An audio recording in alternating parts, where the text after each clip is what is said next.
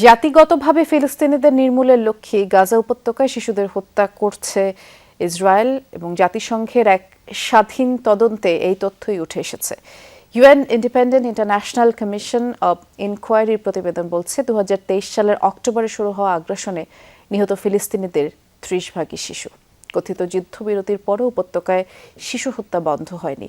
স্বাস্থ্যকেন্দ্র বা এতিমখানার মতো স্থাপনাও হামলার লক্ষ্য হচ্ছে।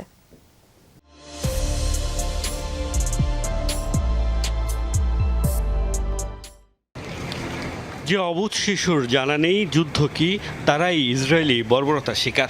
2023 সালের 7 অক্টোবর থেকে গাজা উপত্যকায় যে নৃশংসতা চলছে, সেই অভিযানের অন্যতম টার্গেট শিশুরা। জাতিসংঘের এক স্বাধীন তদন্তে এই তথ্য উঠে এসেছে।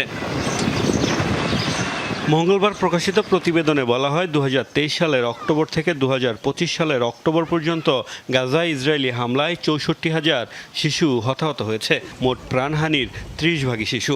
UN independent international commission of inquiry বলছে, অপ্রাপ্তবয়স্কদের টার্গেট করা হয়েছে ইচ্ছাকৃতভাবেই। কথিত যুদ্ধবিরতি কার্যকরের পরও বন্ধ হয়নি শিশু হত্যা।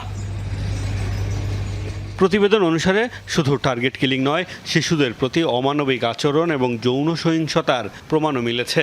হামলা চালানো হচ্ছে স্কুল কলেজ সহ গুরুত্বপূর্ণ অবকাঠামোয়। মূলত ফিলিস্তিনিদের নিশ্চিহ্ন করতেই এই বর্বরতা।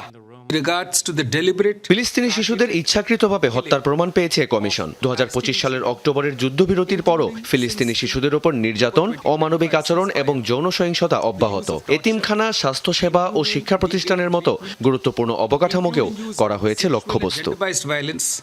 জাতিসংঘের তদন্তকারী দল অ্যামনেস্টি ইন্টারন্যাশনাল, হিউম্যান রাইটস ওয়াচের গবেষকরাও পেয়েছেন শিশুদের ওপর পরিকল্পিত নৃশংসতার প্রমাণ। তাদের হাতে রয়েছে জরুরি তথ্যউপাত্ত।